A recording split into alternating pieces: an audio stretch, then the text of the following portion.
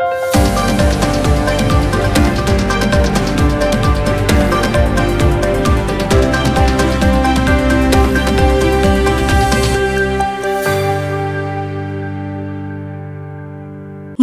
राज्यपाल कार्यालयाच्या पुढाकाराने दरवर्षीप्रमाणे यंदाही महाराष्ट्र राज्य आंतर विद्यापीठ क्रीडा महोत्सवाचे भव्य आयोजन करण्यात आले।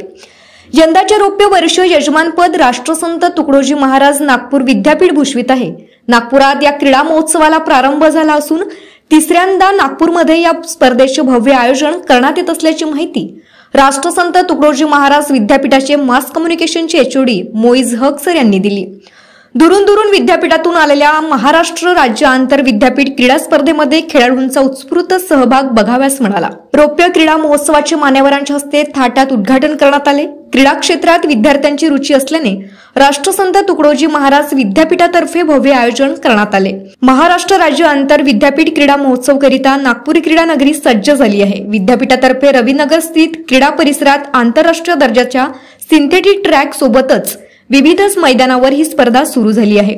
या क्रीडा स्पर्धेत 23 विद्यापीठातील 2300 खेळाडूंचा सहभाग आहे। शंकनाथ न्यूज साठी ब्युरो रिपोर्ट।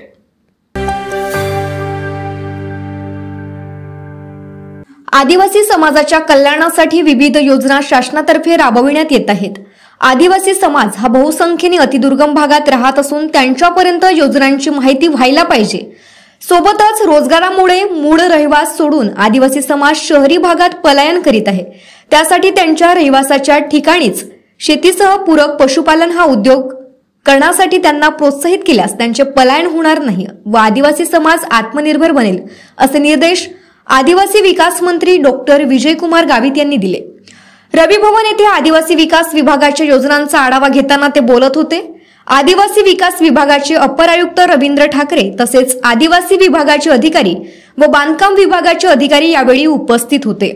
आदिवासी विकास विभागांतर्गत शाळा व आश्रमशाळांचे बांधकाम गुणात्मक असायला पाहिजे। येत्या 2 वर्षात सर्व बांधकाम पूर्ण होतील, याची आतापासून सुरुवात करा। महसुली जागेसंदर्भात समन्वयाने निर्णय घ्या, असे डॉक्टर गावित म्हणाले। शंकनाथ न्यूज साठी ब्युरो रिपोर्ट।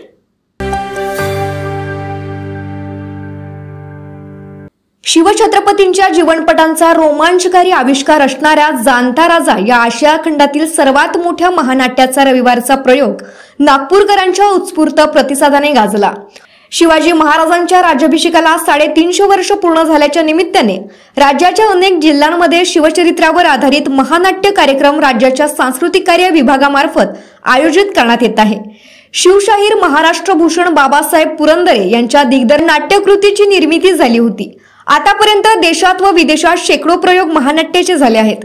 शिवछत्रपतींच्या पूर्वीचा महाराष्ट्रामध्ये तत्कालीन परिस्थितीत माजलेली अनागोंदी, शिवरायांचा जन्म, तरुण वयात स्वराज्य स्थापनेची घेतलेली शपथ, स्वकीयांचा बिमोड, त्यांची प्रशासनावरची जरब, अफजलखानाचा वध, प्रकाश योजना, भव्य सेट, नयनरम्य आतिषबाजी, विविध परंपरा, लोककलांचे सादरीकरण याची डोळा बघण्यासारखा हा नाट्यप्रयोग मोफत व सर्वांसाठी जिल्हा प्रशासनाने खुला केला आहे।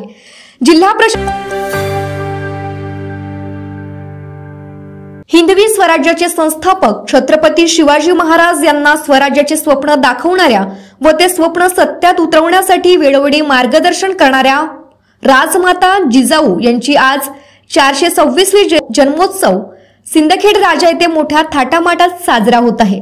राजमाता जिजाऊ यांना आदर्श माता म्हणून ओळखल्या जाते। त्यांनी छत्रपती शिवाजी महाराजांवर अगदी लहान वयात संस्कार केले, त्यांना शस्त्र चालवण्याचे आणि राजधर्माचे शिक्षण दिले। जिजाऊंनी शिवरायांवर केलेल्या संस्कारामुळे हिंदवी स्वराज्य उभे करण्यासाठी मोठी मदत झाली। आजही समाजात जिजाऊंना मानाचे स्थान दिले जाते। एखाद्या मातेने आपल्या मुलावर कसे संस्कार करावेत याचे उत्तर उदाहरण म्हणजे राजमाता जिजाऊ यांच्याकडे पाहिले जाते। दरम्यान या पावन दिनाच्या पर्वावर राजमाता जिजाऊंच्या राजवाड्यावर आकाशातून हेलिकॉप्टरद्वारे नयनरम्य डोळ्याची पारण फेडणारी पुष्पवृष्टी करण्यात आली। शंकनाथ न्यूज साठी ब्युरो रिपोर्ट।